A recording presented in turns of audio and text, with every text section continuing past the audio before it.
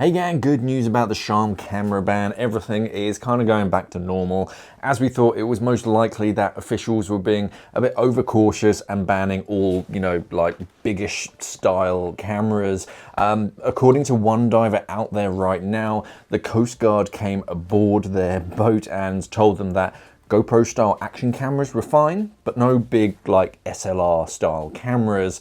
But by the end of the day, when they got back, that had been scrapped as well, and just cameras are fine again.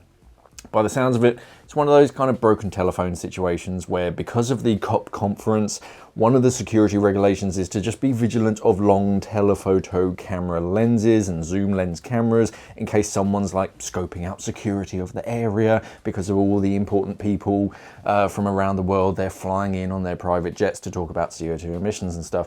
And of course, they don't want anything bad to happen. And by the time that message actually reaches the Port Authority guards, it's just, something about big cameras being bad, and they just, ban all big cameras, despite the fact that your like fisheye camera lens is less than useless to take some sneaky covert photos from a dive boat like a mile offshore. But it sounds like they've been informed and they're a bit more relaxed about cameras again, so don't cancel your dive trip yet or leave your dive camera behind at home. It is just an unfortunate blip for a day or two. But if you are traveling to the area, do bear that in mind, that security might be quite high in the area from now until mid to late November, when the conference actually ends, and it's best to, comply with officials, especially in an area like that. So that's the update. Cameras are allowed again for the time being. If there are any changes, again, I'll try and let you know as soon as I know.